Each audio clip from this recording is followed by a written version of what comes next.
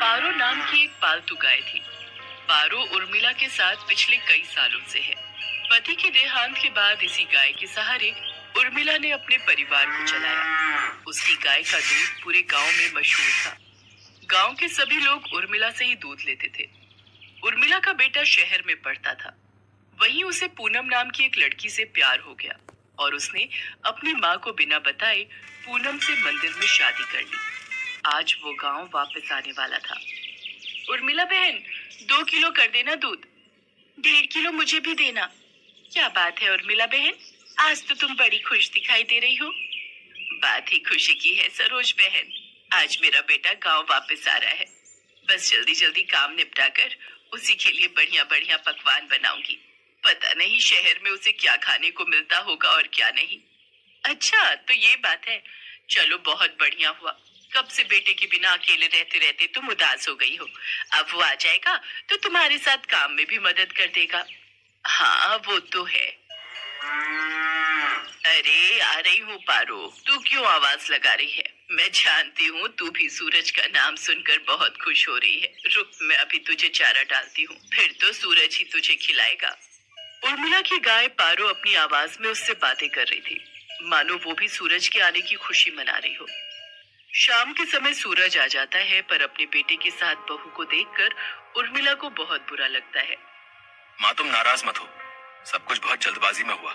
पूनम के पिताजी की तबीयत ठीक नहीं थी और वो चाहते थे कि हम ये शादी जल्दी से जल्दी कर लें, इसलिए मैं आपको बता ही नहीं पाया। पर अब मैं आपके साथ ही रहूंगा, आप चिंता मत करो। और माँ पूनम बहुत अच्छे स्वभाव की पढ़ी लिखी लड़की है, आप एक दूसरे को आसानी से समझ जाओगे। ठीक है, देखती हूँ वो मुझे कितना समझती है। गांव के रहन सहन और शहर के रहन सहन में बहुत फर्क है बेटा। उर्मिला की तरह पूनम घर के कामकाज नहीं कर पाती थी। उसे तो घर का कोई भी काम करना नहीं आता था। सूरज, तुमने मुझे कहाँ लाकर पटक दिया है? मुझसे ये घर के काम नहीं होते। हमें शहर वापस चलना चाहिए। उस गाय का गोबर साफ करो, उसे चारा डालो, उसे नहलाओ, घर की लीपा पोती करो।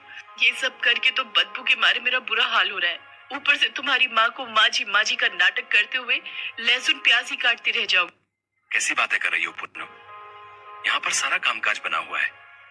मैं तो यहाँ पर बढ़िया सी डेयरी खोलने की सोच रहा हूँ। दूध, घी, पनीर, दही और कुछ खास मिठाइयों की बहुत ही बढ़िया डेयरी खुल जाएगी। हमारी अच्छी खासी कमाई हो जाएगी। शहर में घर का किराया खर्चा पानी कितना ज्यादा है, वहां पर मुझे काम सेट करने में ही सालों गुजर जाएंगे। और जहां पर मेरा अपना खुद का घर का काम है, हम शहर में क्या करेंगे? तुम्हें पता भी है, हमारी गाय का दूध पूरे गांव में मशहूर है। सोचो हम कितना कमा लेंगे।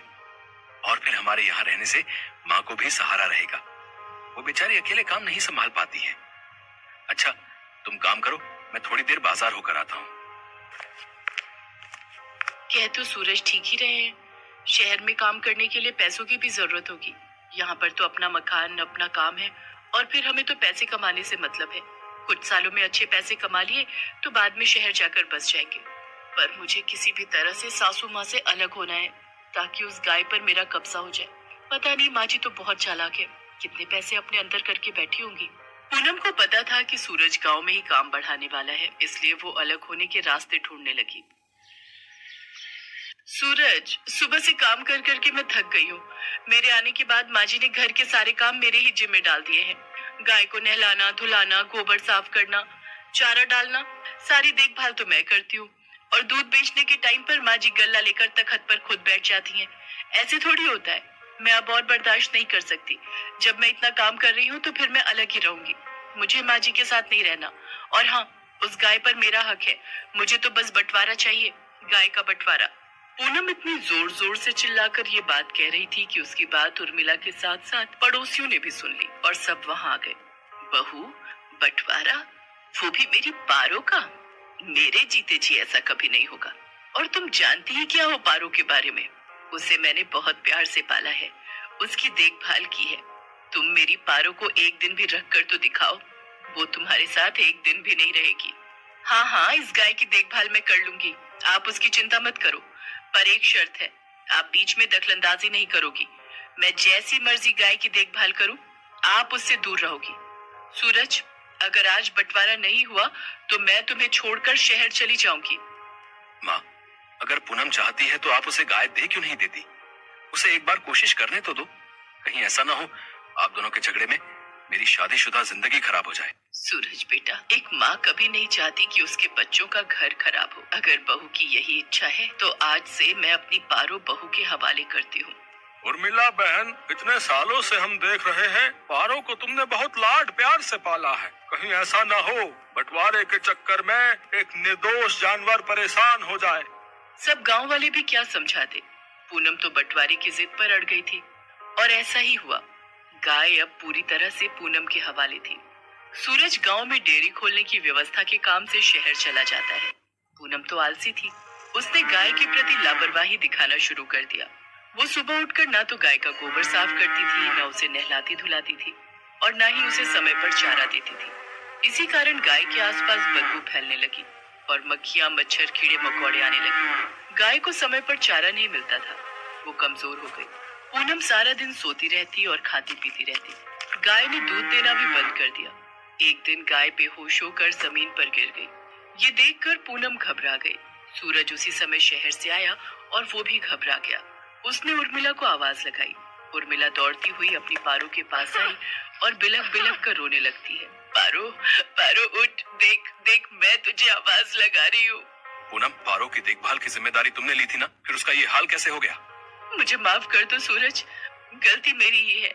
मेरे कारण पारो आज इस हालत में है। मैं सचमुच माँ जी की तरह पारो की देखभाल नहीं कर सकी। माँ जी, मुझे माफ कर दीजिए। उर्मिला दौड़कर चारे के पास जाती है और चारे को उठाकर पारो के आगे रखती है। पारो को उर्मिला के स्पर्श का एहसास होता है। वो थोड़ा सा हिलती है। ये देखकर सब खुश हो जाते हैं। उर्मिला अपने हाथों से पारो को चारा खिलाती है। पारो खुशी खुशी ढेर सारा चारा खा लेती है, मानो वो कब से उर्मिला के हाथों से ही चारा खाना चाह रही थी। पूनम को अपनी गलती का एहसास हो जाता है और वो उर्मिला से माफी मांगती है। कुछ दिनों में पारो फिर से ठीक हो जाती है। अब सूरज ने भी गांव में एक बड़ी डेयरी खोल ली थी। धीरे धीरे सब कुछ ठीक हो जाता है और दोनों सास बहू मिलकर पारो की देखभाल करने लगती है। पारो भी अब बहुत खुश